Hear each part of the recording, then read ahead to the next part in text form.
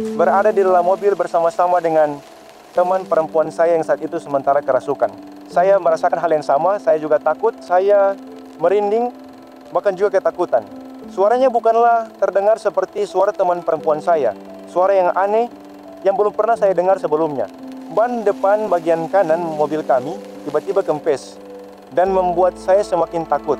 Teman saya yang kerasukan tiba-tiba memberontak dan berteriak untuk memukul saya. Saya menerima beberapa pukulan. Teriakan-teriakan roh jahat itu berkata kepada kami, "Tidak, saya tidak akan keluar dari tubuh ini."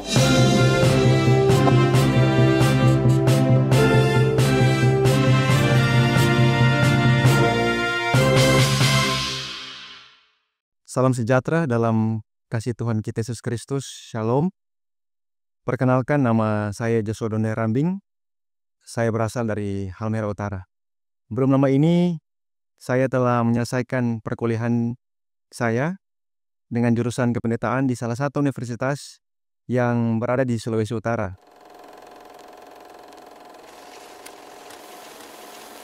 Saat itu, sementara libur perkuliahan, saya bersama-sama dengan beberapa teman-teman saya berencana untuk pergi refreshing atau berlibur ke salah satu pantai yang berada di Minahasa Utara.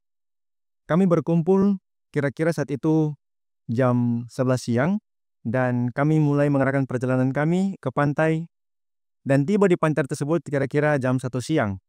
Saat itu kami ada 8 orang, 4 orang menggunakan kendaraan mobil dan 4 orang lainnya menggunakan sepeda motor. Kami saat itu seperti orang yang biasa berlibur. Kami bersenang-senang menikmati waktu libur kami di pantai. Namun, karena kami terlalu senang, tak terasa bahwa waktu berjalan begitu cepat dan hari hampir gelap. Saya memiliki kebiasaan untuk berdoa setiap hari 3 kali sehari. Dan salah satunya saat perpindahan hari, yaitu di pukul 6 sore. Oleh karena kita pergi ke pantai, saya melewatkan doa pagi dan doa siang saya. Dan di sore hari itu, saya merasa bersalah oleh karena saya telah melewatkan komitmen saya dengan Tuhan.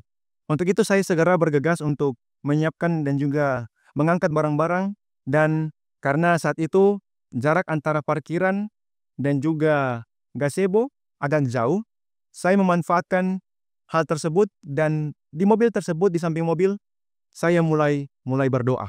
Ketika saya telah selesai untuk berdoa, teman-teman saya pun datang ke parkiran dan di sana kita berdoa bersama-sama untuk kembali pulang. Ketika kita telah selesai untuk berdoa, salah satu teman saya yang perempuan mulai bertingkah aneh. Awalnya saya tidak menyadari hal tersebut, namun teman yang bersama-sama dengan saya berkata kepada saya, "Apakah kamu tidak melihat ketika kita selesai berdoa, tampak bahwa teman perempuan kami mulai terlihat aneh?" Saya tidak terlalu menghiraukan hal tersebut karena dalam benak saya mungkin saja teman saya sedang kelelahan.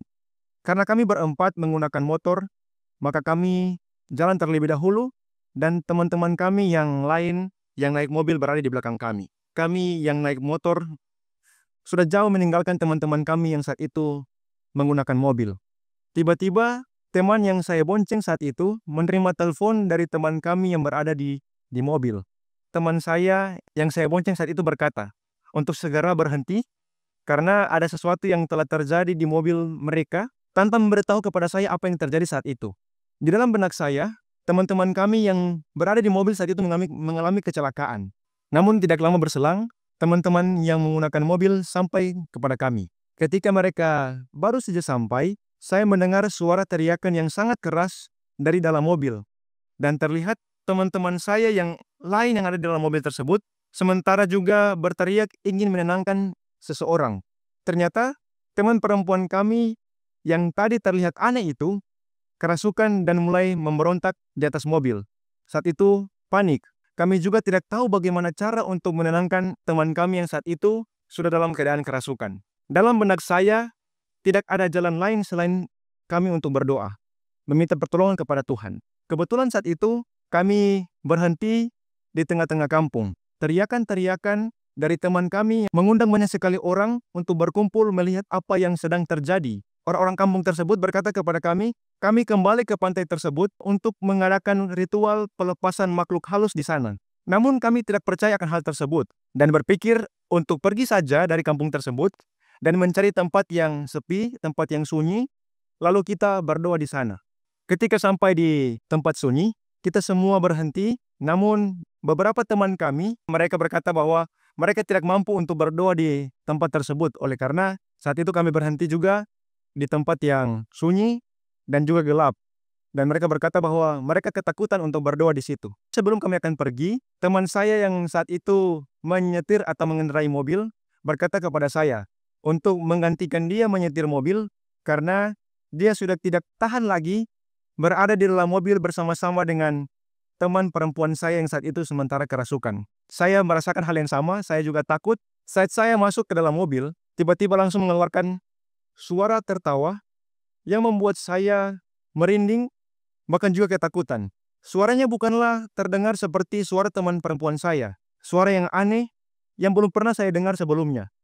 Kemudian tiba-tiba ketika saya sementara menyetir, ban depan bagian kanan mobil kami tiba-tiba kempes dan membuat saya semakin takut. Di tengah ketakutan, saya berdoa dalam hati saya, meminta pertolongan daripada Tuhan, sambil juga terus memikirkan bagaimana cara atau tindakan selanjutnya untuk kami lakukan agar roh jahat itu keluar dari tubuh teman kami. Saat itu tiba-tiba saya mulai bernyanyi dan ada lagu yang saya nyanyikan.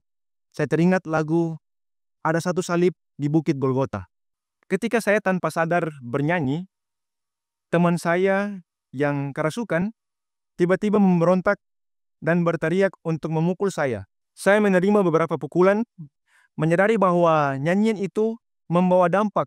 Maka kedua teman saya, mereka juga mulai bernyanyi bersama-sama dengan saya.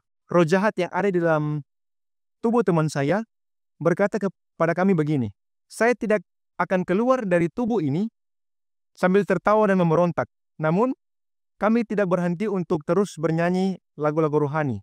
Teriakan-teriakan roh jahat itu berkata kepada kami, tidak, saya tidak akan keluar dari tubuh ini. Namun kami juga tidak berhenti untuk bernyanyi. Kami terus bernyanyi dan semakin keras meminta pertolongan lewat nyanyian kepada Tuhan. Kami lalu melanjutkan nyanyian kami dengan menyanyi lagu Tuhan Pimpinlah Aku. Dengan keras kami menyanyi. Dan tiba-tiba roh jahat itu berteriak tapi dengan suara seperti menjerit kesakitan. Roh jahat itu berkata bahwa dia sementara terbakar oleh api. Teman kami lalu berkata, jika engkau terbakar, sekarang keluarlah dari tubuh teman kami. Roh jahat itu berkata, tidak. Saat itu kita hampir tiba di gereja di mana kita berencana untuk berdoa. Roh jahat masih sementara menjerit kesakitan, dan saya berkata kepadanya, jika engkau tidak mau keluar dari tubuh teman kami, maka Tuhan kami akan membinasakan engkau di rumahnya, yaitu gereja. Saat kita tiba di gereja, teman perempuan kami yang saat itu kerasukan bersuara memanggil kami dengan suaranya yang asli. Kami sadar bahwa saat itu roh jahat itu telah pergi meninggalkan tubuhnya. Kami semua yang mendengarkan hal tersebut merasa lega. Dan tentu saja kami semua berterima kasih kepada Tuhan. Kami pun melanjutkan perjalanan kami untuk pulang. Tiba-tiba saya menangis. Oleh karena menyaksikan bagaimana begitu baik dan begitu luar biasanya Tuhan dalam kehidupan kami, terlebih khusus saya secara pribadi, berterima kasih oleh karena menyaksikan secara langsung bagaimana Tuhan boleh dapat mengalahkan kuasa kegelapan. Kami berdoa berterima kasih kepada Tuhan. Oleh karena telah menolong, bahkan juga telah menyelamatkan kami dari kuasa kegelapan hari itu. Saya teringat akan firman Tuhan dalam Mazmur 28 ayat 7 berkata, Tuhan adalah kekuatanku dan perisaiku. Kepadanya hatiku percaya, aku tertolong, sebab itu beria-ria hatiku. Dan dengan nyanyianku, aku bersyukur kepadanya. Tuhan sangat sanggup untuk menolong kita semua dalam situasi apapun. Kapanpun, bahkan dimanapun kita berada. Ketika kita berdoa meminta pertolongan daripada Tuhan, Tuhan tidak akan pernah meninggalkan kita, dan pertolongan Tuhan akan selalu tepat pada waktunya. Setan mempunyai kuasa untuk menghancurkan kehidupan kita, baik secara fisik, mental, maupun secara spiritual. Namun ingatlah, Tuhan jauh lebih berkuasa di atas semuanya, bahkan di atas segalanya. Kiranya lewat kesaksian ini, boleh menjadi kekuatan iman bagi kita untuk terus percaya Tuhan akan menolong kita di dalam situasi apapun, kapanpun, bahkan dimanapun, bahkan juga Dia lebih berkuasa daripada setan, dan Dia juga boleh dapat menolong kita ketika kita datang meminta pertolongan kepada Tuhan lewat doa. Tuhan memberkati.